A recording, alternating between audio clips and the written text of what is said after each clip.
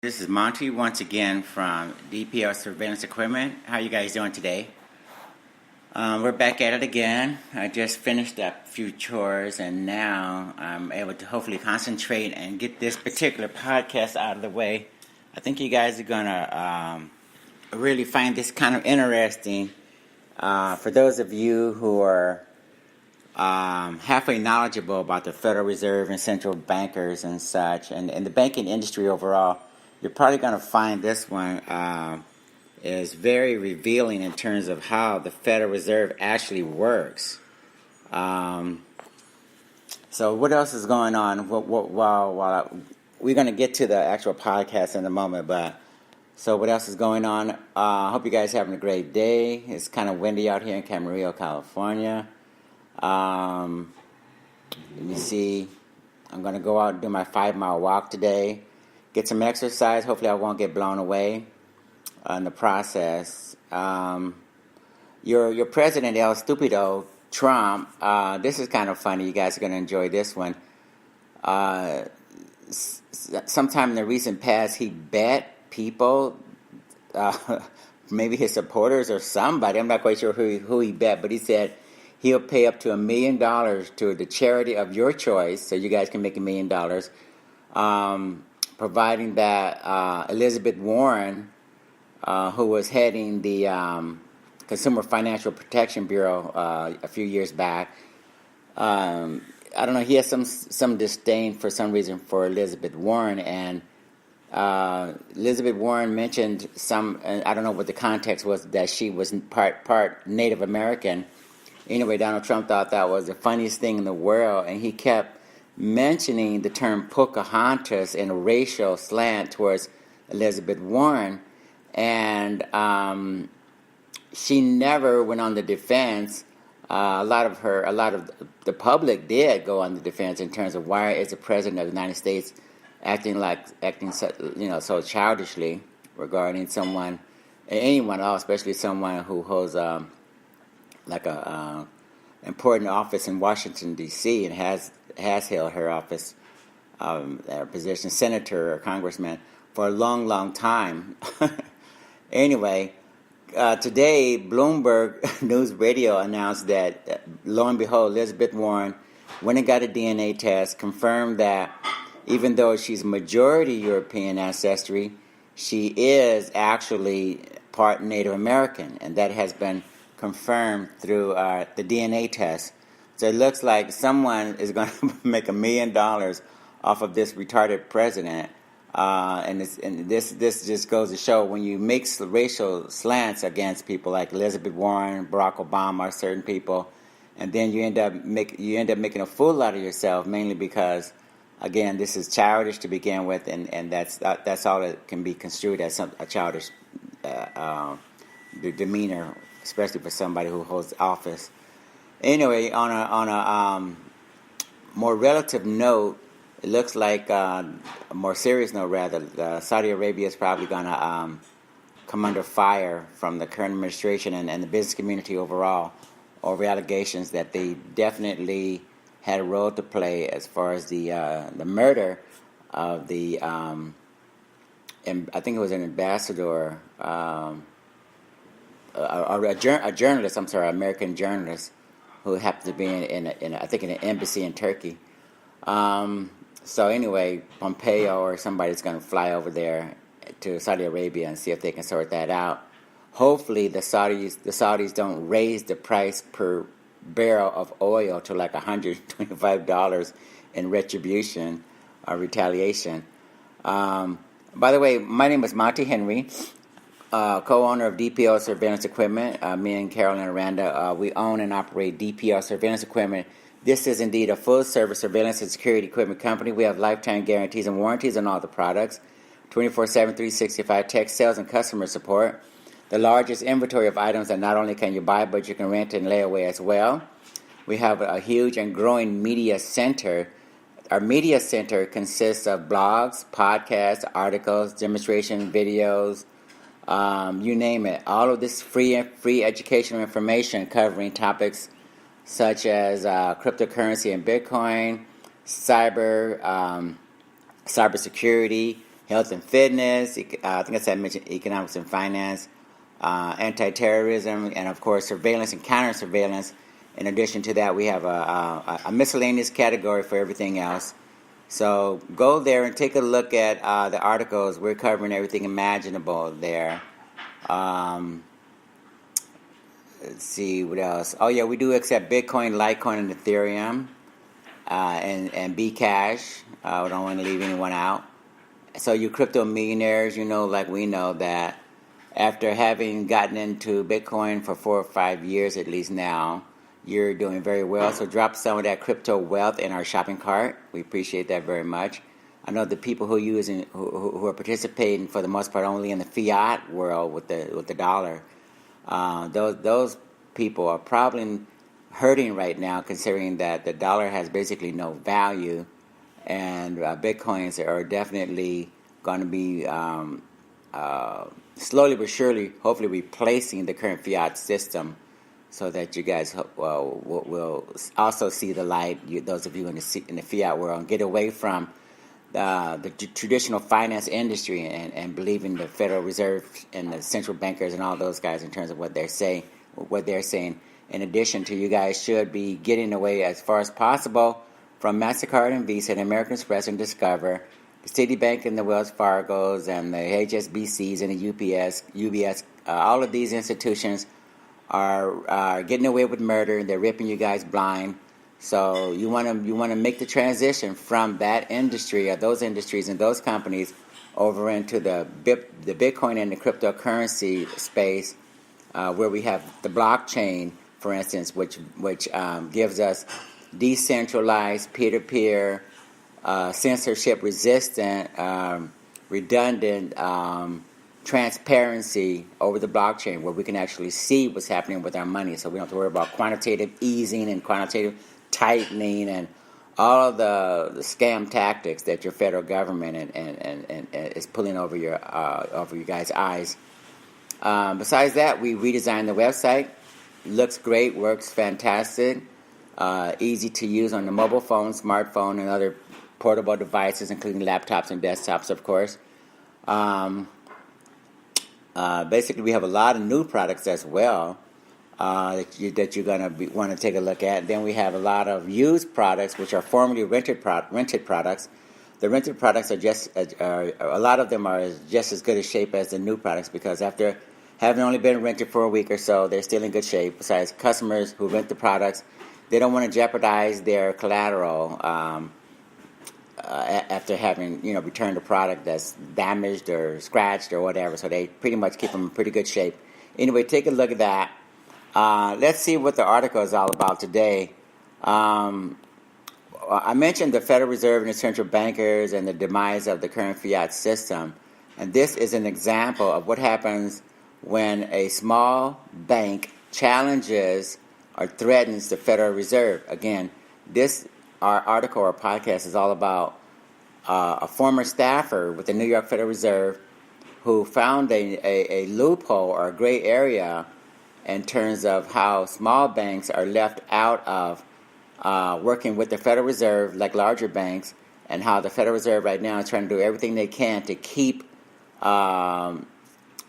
institutional investors who want to earn higher rates of interest directly from the Federal Reserve as compared to the meager, paltry interest that they earn from your typical bank. So anyway, let's take a look at this particular article. Maybe it'll be more clear in terms of what we're saying here. We're going to call this one David versus Goliath, or James McAndrews versus Federal Reserve. TNB USA asks federal court to order regional reserve bank to open an account that the bank needs to carry out its business strategy. A new bank is suing the Federal Reserve Bank of New York, saying it is unfairly preventing the firm from pursuing a novel business strategy. TNB USA Incorporated, run by a former top New York Fed staffer, said its primary business activity will be to enable large institutional money market investors to earn higher interest rates from the Federal Reserve than they could otherwise, according to a complaint filed in federal court Friday. Such investors include pension funds, companies and other entities managing large sums of money. I just want to preface this in saying that this reminds me of AT&T way back when they had a monopoly and they discriminated against who could interconnect into their network. They prevented, as long as they could, any small innovative companies from providing additional services over their network. That's why we now have call forwarding. We have automatic redial, anonymous this, and call blocking, and we have abundance of different wireless, portable cell phones and communications devices and such that are all obviously interconnected into the network now. So anyway, this is what the Federal Reserve is doing. They're trying to keep anyone other than their preferred too big to fail partners from working directly with the Federal Reserve. Moving right along. But first, TNB, based in Connecticut, needs to open an interest-bearing account at the New York Fed, like those held by many large banks.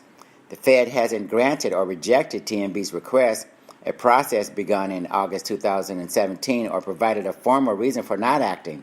TNB alleges in its court filing that the New York Fed officials were prepared to open the account, but the Fed's Washington-based Board of Governors blocked it because of unspecified policy concerns. The plaintiffs said in the lawsuit they attributed the decision to the board chairman, Jerome Powell, based on their conversations with New York Fed officials.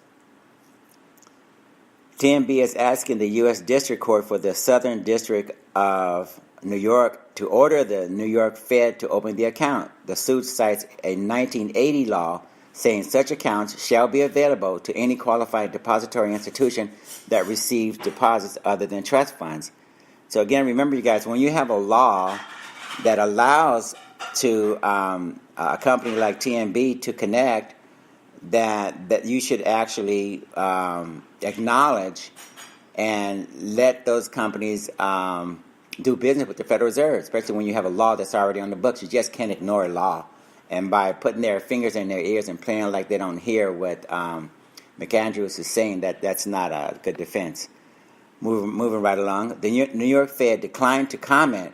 A spokesman for the Fed board said, "We are aware of the lawsuit and are reviewing it." TNB's chairman and chief executive, James McAndrews, worked for the Fed for 28 years, mainly at the New York Fed, including his last 6 as its head of research until 2016. During that time, Fed officials developed their current system for setting short-term interest rates, which is key to TNB's business model. Mr. McAndrews left the Regional Reserve Bank to pursue the launch of TNB. TNB has obtained temporary approval to operate as a bank from Connecticut's banking authority, but doesn't plan to make loans or provide any retail banking services for individuals. Instead, its sole business will be to accept deposits from the most financially secure institutions and place that money in an interest-bearing account, a Fed account rather, permitting depositors to earn higher rates of interest than are currently available to non-financial companies and consumers. So again, McAndrews is basically taking advantage of the idea that most banks or individuals, for that matter, earn paltry interest, and unless you are a Citibank or a Wells Fargo or some of these major banks, you're not going to be able to earn high interest, even though we know the higher interest is not passed along to consumers or depositors, even if you do business with the larger institutional banks. So let's move right along. TNB's customers will primarily be institutional money market investors, but it would also accept deposits from foreign central banks, the filing said. If TNB could open a Fed account, its deposits there would earn a rate currently set at 1.9%. This is the rate paid on money called reserves parked at the central bank by deposit-taking private sector banks. Fed officials expect to raise this rate along with other short-term interest rates in coming years to keep the economy expanding on an even keel. Under the Fed's current system for setting rates, institutional money market funds cannot earn this rate on reserves. Instead, they can participate in a Fed program that now pays an interest rate of 1.75.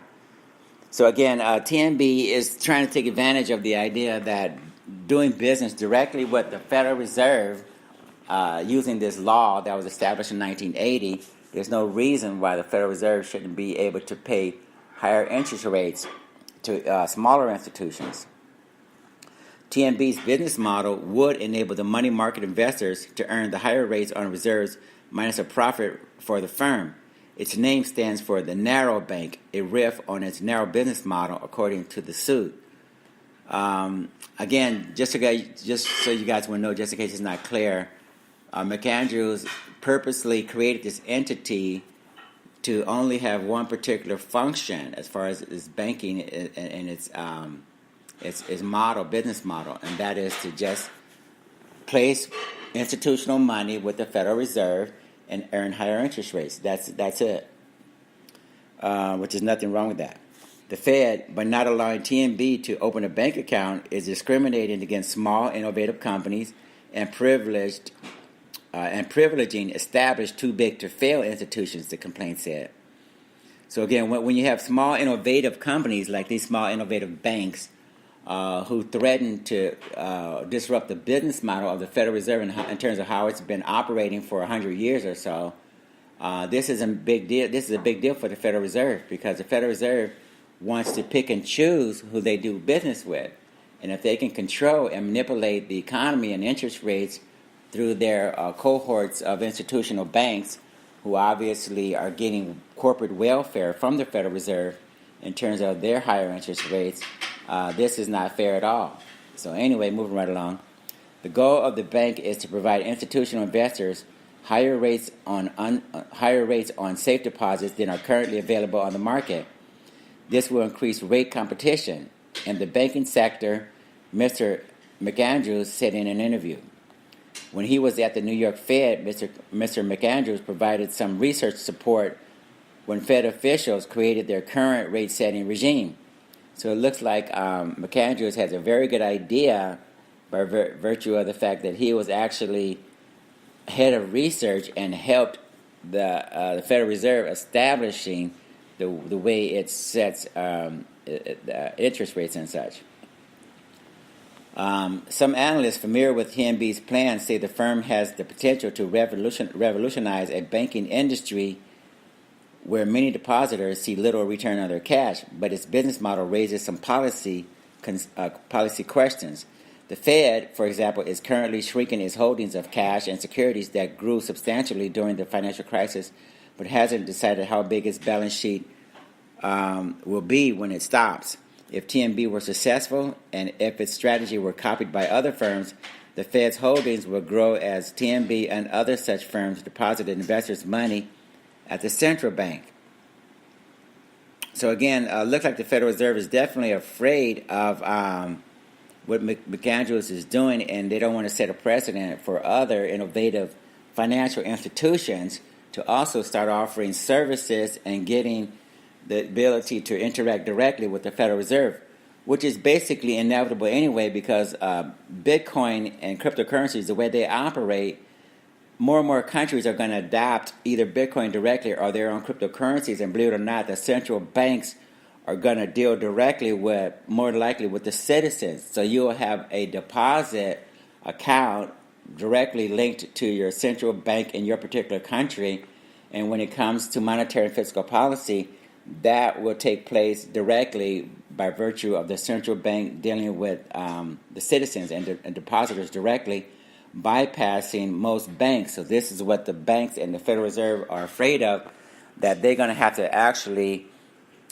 jump into the 21st century and understand banks are going to be a thing of the past, and the central bankers are going to have to either figure out how to deal directly with Bitcoin or come up with a cryptocurrency issued by the central banks, which of course nobody is going to buy into, because who will trust a centralized digital cryptocurrency where you can cut on and cut off somebody's funds and such based upon their political, religious, ethnic, who knows what type of considerations they'll look at if they have their own central bank issued digital currency and their ability to control who can say what or do what, and then just subsequently cut off their funds or whatever based upon what they like or don't like about you. Moving right along. So with the amount of interest, the Fed pays to the banks, which totaled $29.2 billion last year. Some lawmakers and other critics have said these payments are a subsidy to banks, but Fed officials defend them as a crucial monetary policy tool. So again, the Federal Reserve only paid out $29.2 billion of interest last year, and that went again to the major banks, and that amount could go up exponentially if more smaller, innovative banks were dealing with the Federal Reserve directly. So corporate welfare more than likely would either come to an end or be spread amongst smaller institutions who should also get a piece of the pie. And of course, people like you and me would probably get higher interest rates, considering that one way or the other, the Federal Reserve have to deal directly with us, or keep avoiding these types of lawsuits once this gets going. The Fed needs to make some fundamental decisions about how it operates before it lets companies like TNB to do business, said Lou Crandall, chief economist with Wrightson ICAP. Andrew Levin, a former top Fed staffer, currently a Dartmouth College economic professor, said the Fed's current rate-setting system is designed to attract deposits, with 1.9% interest on reserves rate drawing them from banks, and the 1.7% rate paid on its reverse repurchase program drawing them from money market investors. Through this program, the Fed sells a Treasury security to a participating firm and agrees to buy it back the next day with interest. He said the Fed should welcome banks like TNB, adding they would make monetary policy work better because they would draw more money from money market investors. The Fed should be excited about it and try to foster it, he said. So basically that concludes this particular podcast, you guys, and I'm going to include the article with the podcast like I normally do. But remember, this is just a sign, again, precursor to what's going to happen with the Federal Reserve and central bankers all over the world, as the pressure is put on them to either issue their own cryptocurrency and thus bypass the banks, the banking system altogether, or either they're going to have to issue, or they're going to have to use Bitcoin to as a reserve currency. That way, they don't have to worry about the stigma associated with central bank-backed digital currencies. And we all know that that's not going to work for the majority of the people, of the population, who know better. So, you guys, as we like to say at the conclusion of every podcast, keep your eyes and ears open and stay safe out there, and we'll talk to you later. Have a good day. Thanks. Take care. Bye.